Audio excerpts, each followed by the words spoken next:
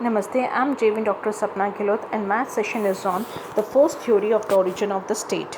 What is force theory? According to this theory, the state came into existence as a result of the subjugation of the weaker by the stronger.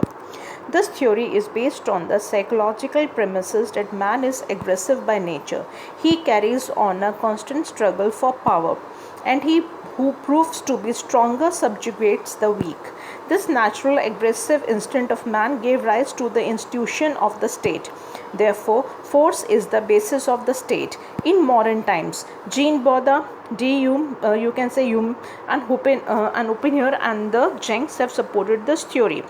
The essence of the theory is that we begot the king.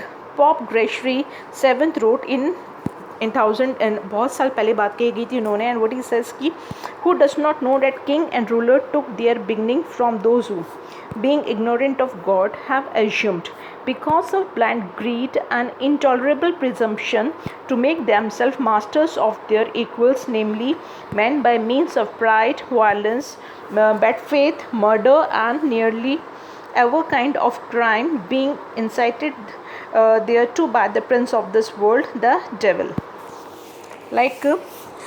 Leacock expresses the same idea. He says, historically, it means that government in the outcome of human aggression, that the beginning of the state are to be sought in the capture and enslavement of men by men, and in the conquest and subjugation of the feeble tribes, and generally speaking, in the self-seeking domination acquired by superior physical force.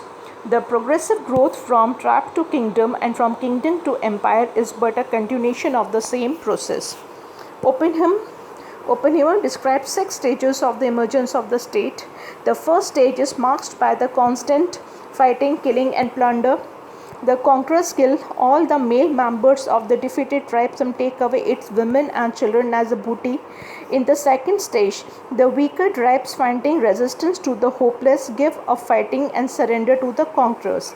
The conquerors in return gave up the practice of killing the male members of the defeated tribe and enslave them.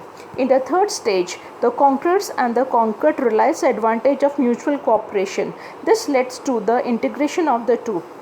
In the fourth stage, there is a further assimilation of the conquerors and the vanquished. They got only learn to live together, but also combine to fight against the common external enemies. In the fifth stage, they devise a crude administration machinery to settle internal disputes. In the final stage, the state comes into existence. The leader of the victorious hordes become king, and his military assessment become his advisors, and they begin to make and enforce laws over his subjectives. Now, interpretation of this theory. Different writers have used a force theory to justify their political ideas. In the 11th century, a fierce controversy raged between the popes and the emperors over the boundaries of the secular and the ecclesiastical authorities. Used as point out, you can say Pope Gregory of the Seventh freely used this theory of defame and the state and proved the superiority of the authority of the church over that of the secular rulers. He spoke of political rules as if it were literally highway robbery on a large scale. In modern times, the anarchists and communists have made use of this theory in support of their respective doctrines. They also believe that the state had its origin in force, but their interpretation of force is a shade different from that of Hume, Leacock, Jenks, and Oppenheimer. They equate force with the class domination.